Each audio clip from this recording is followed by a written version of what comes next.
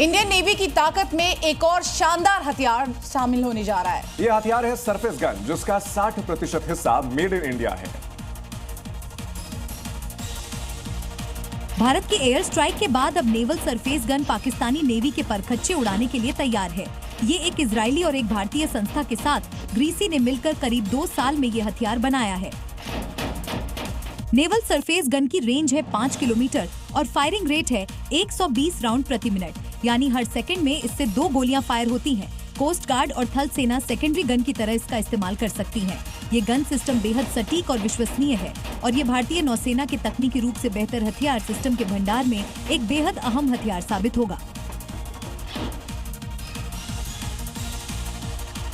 तो देखिए, ऑपरेशन सिंदूर के बाद देश की मिलिट्री तैयारी को नेक्स्ट लेवल पर पहुंचाती हुई दिखा रही है। स्वदेशी टेक्निक से इस्तेमाल से दुश्मनों के छक्के छुड़ाने के लिए रक्षा मंत्रालय ने एक और बड़ा फैसला लिया है। आपको बता दें, भारत ने समुद्र में बारूदी सुरंगें ढूंढने और नष्ट करने वाले खास जहाजों यानी कि माइन स्वीपर को फिर से बनाने का फैसला किया गया है। और ये खास तैयारियां की जा रही हैं कि कुल 12 माइन स्वीपर जहाज भारत में ही बनाए जाएंगे, यानी मेड इन इंडिया और मेक इन इंडिया के तहत बनाए जाएंगे। इस काम पर लगभग 44,000 करोड़ रुपए खर्च होंगे। फिलहाल भारत के पास ऐसा कोई भी जहाज नहीं है, क्योंकि पुराने माइन स्वीपर कई साल पहले ही रिटायर कर दिए गए थे और माइन स्वीपर जहाज बनाने का फैसला चीन और पाकिस्तान की बढ़ती समुद्री गतिविधियों की वजह से लिया गया है।